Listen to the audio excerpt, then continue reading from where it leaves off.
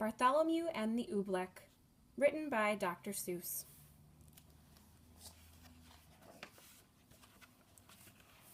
They still talk about it in the kingdom of Did as the year the king got angry with the sky. And they still talk about the page boy Bartholomew Cubbins.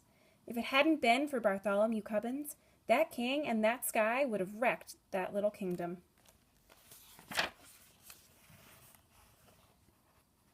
Bartholomew had seen the king get angry many, many times before, but that year when His Majesty started growling at the sky, Bartholomew Cubbins just didn't know what to make of it.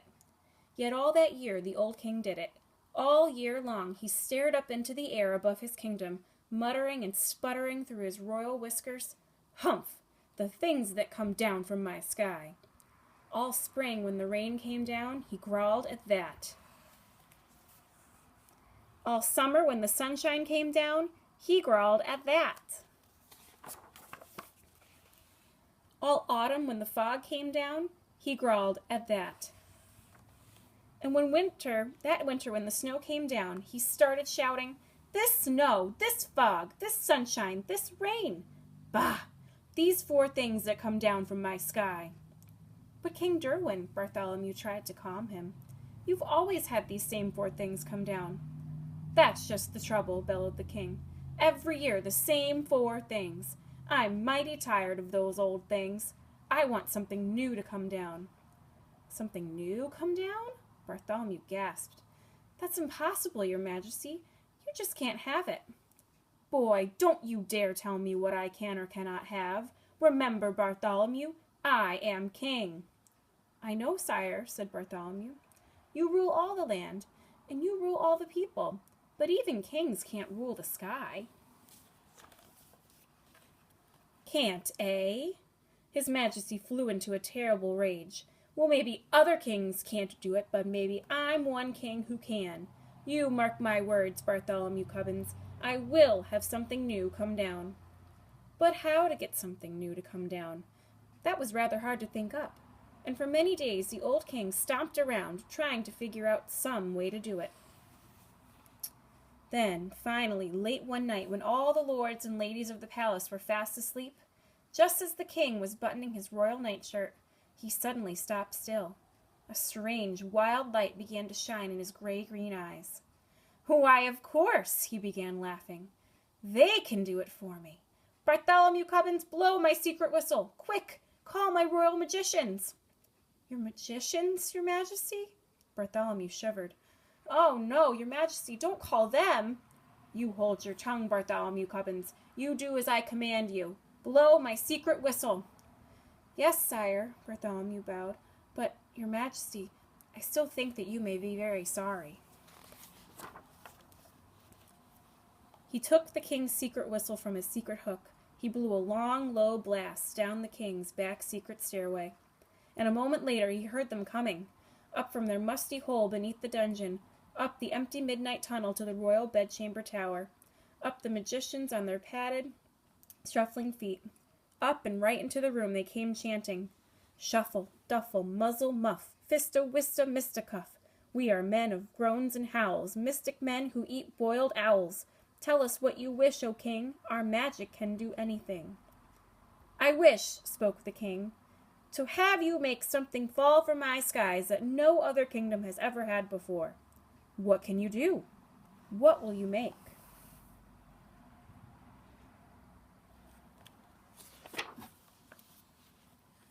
For a moment they stood thinking, blinking their creaky eyes. Then they spoke a word. One word. "Oobleck." "Oobleck?" asked the king. "What will it look like?" "Won't look like rain, won't look like snow, won't look like fog. That's all we know. We just can't tell you any more. We've never made Oobleck before." They bowed. They started toward the door. "We go now to our secret cave on Mystic Mountain Nikatave. There all night long we'll work for you, and you'll have Oobleck when we're through." "Oh, they'll do something crazy," whispered Bartholomew.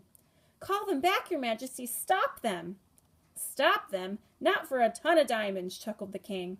"Why, I'll be the mightiest man that ever lived. Just think of it. Tomorrow I'm going to have Oobleck." It took Bartholomew a long time to get the excited king to sleep that night. But there was no sleep for Bartholomew, the page boy. All night long he stood in the king's window, staring out at the mystic mountain Nicotave. Somewhere up there, Bartholomew knew, the magicians were working their terrible magic. All night the magicians did. All night they walked circles round their magic fire, making magic mumbling with their clucking tongues. Oh, snow and rain are not enough. Oh, we must make some brand new stuff. So feed the fire with wet mouse hair, burn an onion, burn a chair, burn a whisker from your chin, and burn a long, sour lizard skin. Burn yellow twigs, and burn red rust, and burn a stocking full of dust. Make magic smoke green thick and hot. It sure smells dreadful, does it not? That means the smoke is now just right, so quick, before the day gets light. Go, magic smoke, go high, go high, go rise into the kingdom sky. Go make the Oobleck tumble down on every street in every town. Go make the wondrous Oobleck fall. Oh, bring us Oobleck on us all.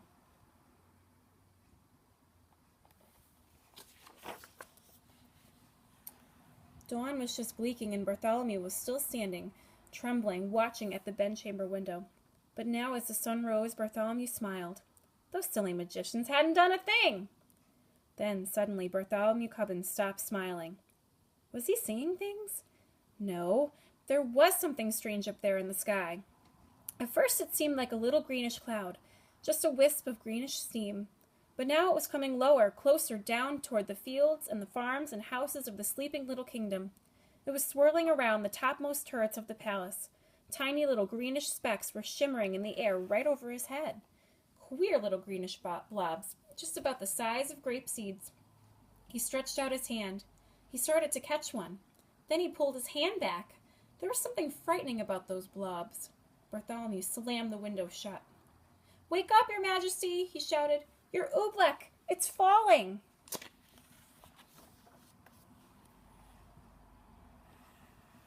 The king sprang out of his royal bedsheets. "By my royal whiskers, it is!" he cried. "Oh, that beautiful Oobleck! And it's mine! All mine!" "I don't like the looks of those blobs, sire," said Bartholomew. "They're coming down now as big as greenish peanuts." "The bigger the better," laughed the king. "Oh, what a day! I'm going to make it a holiday. I want every man, woman, and child in my kingdom to go out and dance in my glorious Oobleck." "Out in that stuff?" asked Bartholomew. "Do you really think it's safe, sire?" "Stop asking foolish questions," snapped the king. "Boy, you run to my royal bell tower. Wake my royal bell ringer. Tell him to ring the great holiday bell."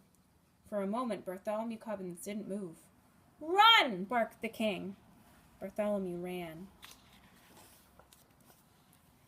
Across the sleeping palace, Bartholomew ran.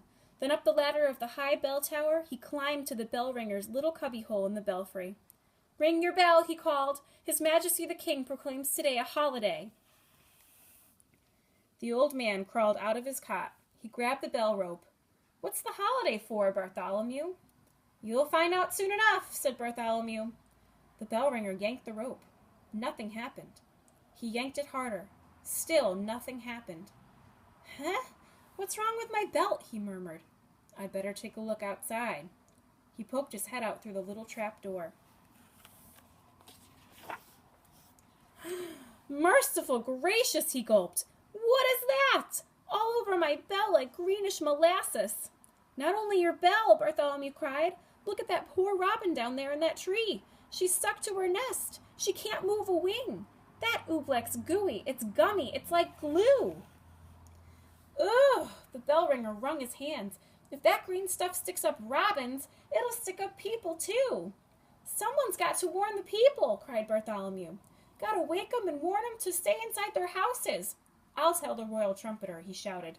He turned and slid like lightning down the bell tower ladder. To the trumpeter's tower raced Bartholomew Cubbins, and on up the steps 4 stairs at a time. As he ran, he could hear the plop, plop of the Oobleck on the window panes. It was pelting against the palace walls as big as greenish cupcakes now. He yanked the covers off the snoring trumpeter. He shoved his cold trumpet right into his sleepy hands. "Get up! Warn the people! Blow the alarm!" "Alarm?" yawned the trumpeter. Then his eyes saw the Oobleck. Those green things, Bartholomew, where did they come from? The king, panted Bartholomew. His royal magicians made them. The royal trumpeter leapt from his bed. That king of ours should be ashamed. He jabbed his trumpet out of the window. I'll blow, he shouted, the loudest alarm that's ever been heard in the kingdom of Did. But all the royal trumpeter blew was a glug. My horn, he gulped. One of those green things flew inside it. He tried to blow it out. He couldn't blow it out. He tried to shake it out. He couldn't shake it out. I'll get it somehow, he yelled. I'll pull it out. No, shouted Bartholomew. Don't you touch it. The trumpeter's hand was already in it. His fingers grabbed hold of the lump of oobleck. He could feel it squiggle around in his fist like a slippery potato dumpling made of rubber. He pulled with all his might. The oobleck began to stretch. Then, gloing, the oobleck snapped back into the trumpet. It yanked his arm back, with it right up to the elbow. I can't wiggle a finger, the trumpeter wailed. Oh, Bartholomew, what'll I do? I don't know, and I hate to leave you stuck to your horn, but if you can't warn the people of the kingdom, I've got to find someone who can. Out of the room and down the stairs raced Bartholomew Cubbins. Down to the chamber of the captain of the guards. The captain was humming in front of his mirror, combing the ends of his handsome mustache. Captain, do something, shouted Bartholomew. Do something? Why? Smiled the captain. What's wrong? Captain, haven't you seen the dreadful oobleck? It's coming down now as big as greenish baseballs. Oh, that stuff, laughed the captain. What's so dreadful about that, lad? You know, I think it's rather pretty. Captain, pleaded Bartholomew, it's dangerous. Nonsense, snorted the captain. Lad, are you trying to frighten me? Captains, my boy, are afraid of nothing. That stuff's harmless. I'll show you. I'll eat some. Eat some? Gasped Bartholomew. Oh, no! But before Bartholomew could stop him, the captain was leaning out his window, scooping up some oobleck on the end of his sword. Don't, Captain! Don't! The captain did. By the time Bartholomew dragged him back inside the room, his mouth was glued tight shut with the oobleck. He tried to speak, but no words came out. All the noble captain of the guard could do was blow a lot of little sticky greenish bubbles. Forgive me for leaving you, Captain, said Bartholomew, but a captain full of bubbles is no help at all. Bartholomew stretched the poor man out. He left him there on his chamber floor. Bartholomew went tearing through the zigzag palace hallways. I'll get the king's horse. I'll ride through the country. I'll warn the people of the kingdom myself. He pushed open the door that led out to the royal stables. Bartholomew stopped. He could go no further. The awful oobleck was plumping down as big as greenish footballs now. Too late to warn the people of the kingdom. There were farmers in the fields getting stuck to hoes and plows. Goats were getting stuck to ducks. Geese were getting stuck to cows. Outside the palace it was piling up, great greenish tons of oobleck, deeper and deeper on every roof in the land. There was nothing Bartholomew Cubbins could do out there. Shaking his head sadly, he stepped back inside. But inside, a moment later, it was just as bad as out. With an angry roar, the oobleck was suddenly hitting the palace harder. It was battering and spattering against the walls as big as greenish buckets full of gooey asparagus soup. Like a sinking sailboat, the whole palace was springing leaks. The oobleck was ripping the windows right off their hinges. It was dripping through the ceilings. It was rolling down the chimneys. It was coming in everywhere, even through the keyholes. From every bedroom in the palace came the howls of lords and ladies. Frightened in their nightgowns, they came jumping to their doors. Go back to your beds! Get under your blankets! Bartholomew Cubbins went crying through the halls. But nobody paid the slightest attention. Everyone in the palace started rushing madly about. The royal cook rushed down to the royal kitchen. Bartholomew Cubbins saw him trapped there, stuck to 3 stew pots, a teacup, and a cat. The royal laundress rushed outside to save her laundry. Bartholomew saw her stuck tight to the clothesline between 2 woolen stockings and the king's best Sunday blouse. He saw the royal fiddler. They were stuck to their royal fiddles. Everywhere Bartholomew ran, he saw someone stuck to something. They were stuck up by the dozens. Every last friend he had in the world was flopping and floundering, all hopelessly caught in the goo. Then suddenly, midst the hubbub, Bartholomew gasped, "The king!" Where was the king? He'd forgotten all about him. It was in the throne room that Bartholomew found him. There he sat, old King Derwin, proud and mighty ruler of the kingdom of Did, trembling, shaking, helpless as a baby. His royal crown was stuck to his royal head. The seat of his royal pants were stuck to his royal throne. Oobleck was dripping from his royal eyebrows. It was oozing into his royal ears. "Fetch my magicians, Bartholomew," he commanded.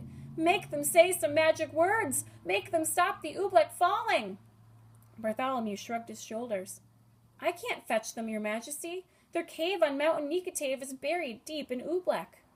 "Then I must think of some magic words," groaned the king. "Oh, what are those words my magicians say?